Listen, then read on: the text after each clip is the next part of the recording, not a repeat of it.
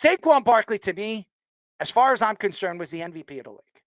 I think he changed everything for the Eagles. And if the Eagles, like you heard Doc thinks the Eagles are the best team in the NFC. That says a lot when he said he would rather play the Commanders than the Buccaneers. Why would Doc say that if he's saying that he believes the Eagles are going to play Kansas City in the Super Bowl? Okay? It says a lot about this Eagles team. Now, obviously the talent is there. The offense is as explosive as any team in football. You look at Devontae Smith, you look at A.J. Brown, you look at every single player on this roster. Saquon Barkley, Goddard. This is a great all-around offense and a great offensive line, even without Jason Kelce. And you look at what the offensive line has done for Saquon Barkley. Saquon Barkley has played on one of the worst offensive lines in football for the last 7 years with the Giants. He's never had a really good offensive line. He comes to a line that's fantastic. And his first year, he almost broke Eric Dickerson's record. Just think about that. If the Giants did one thing and they did it right, this Giant team would have been a Super Bowl contender a long time ago. You know what that was? Build your offensive line and give Saquon running room. Well, the Eagles did that. They paid Saquon. And you see what the transition of this offense and this team has been this year than they have been over the last couple of years. And by the way, it's not Jalen Hurts, because Jalen Hurts' numbers are nowhere close to what they were when he got all that money that 2 years ago in that offseason. He has not even been close to those numbers. It has been all Saquon Barkley. You look at the numbers. The numbers don't lie. Saquon Barkley, when he is in the game and he is at 100%, they're winning the game almost at 90%. They have only lost 3 games this year. 2 of the games that they lost, Saquon was not playing in it.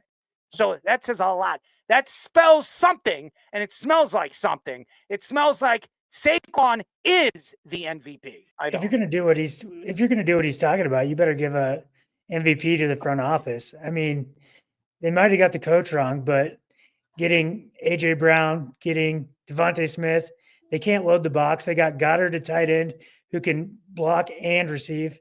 You might as well give the whole front office a round of applause and said, hey, they did this thing right. They drafted Cam Jurgens 3 years ago to replace Kelce. Like, they knew what they were doing. They're doing their thing.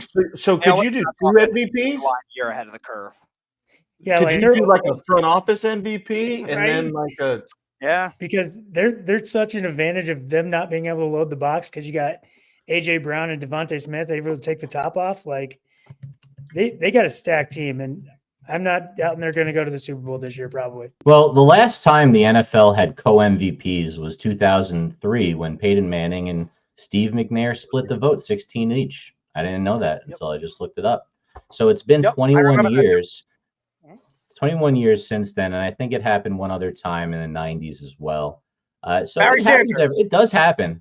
So Barry Sanders is the reason why we're bringing this up in the first place, and I got the pleasure to cut some Barry Sanders highlights, so I might as well play them while we're talking about this. He ran for 2,000. He ran for 2,000 yards famously, and his offensive line. I have the picture on the top right if you're watching along with us. He was carried off the field. And it was really one of these really remarkable moments for Detroit history, Lions history at least. I don't know about the whole city of Detroit, but some would say yes on that.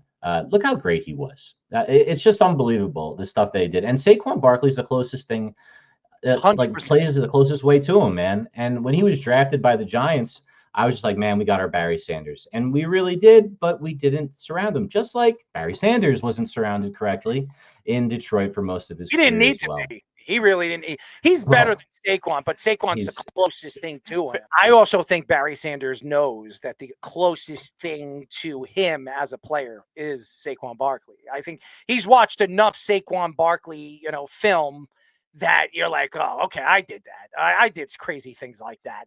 I mean, and if you see Saquon Barkley in person, which I have before he was drafted by the Giants, he's not a tall man. He's actually small. He's not as small, but his legs are so friggin' big they can wrap around a tree. It's really ridiculous how big his legs are. They're really scary looking. Wasn't doesn't there a video of doesn't fit. him squatting squatting. 650 as a More freshman or than that. something? More than that. But as I a think freshman. he does. Yes. He squatted So more. when I thought he's so famous because his legs are so enormous, but Barry's like they were big, but he wasn't like that. I would imagine though, and if you work out a lot, like guys in the squat rack, there are some guys that put a lot of weight on that squat rack Barry that don't go down that Sanders, his far. legs, fish, were big. He had big legs. No, I know, Barry but he was so flexible that I've never seen that I can imagine when you see him like ever in a squat rack, his ass is fucking touching the ground. That guy was so like it was unbelievable watching the things he could do. The human body I didn't think can do things like that. Like you see Cirque du Soleil sometimes and you're like, wow, but I get that same feeling watching Barry Sanders highlights, and I get it watching Saquon too. I mean I showed it. but Everyone knows it's the Saquon, greatest running back highlight, the reverse hurdle. Like it's what a feat, like to just have a guy who's special like that. Maybe it doesn't translate to wins. It did this year for the Eagles, but it didn't for the Giants. But it's still special to watch, and I miss it as a Giants when fan. Barry Sanders did it, he didn't have all those facilities. He didn't have a weight rooms right next to him. They had weight rooms, but they don't have the stuff that they have now. I mean, Saquon has all that. Barry Sanders was doing that 20 years before Saquon Barkley was even doing it. He was jumping, doing twists, turns, flips, whatever the hell he was doing on a football field. And he was doing it just with athletic ability. Saquon has all that stuff behind him now. Now, I'm not taking that away from Saquon and his talents. I'm just saying he's not Barry Sanders.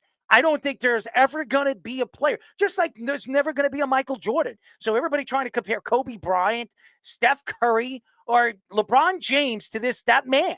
There is no comparison. And people got to stop comparing these guys to that guy because there is none.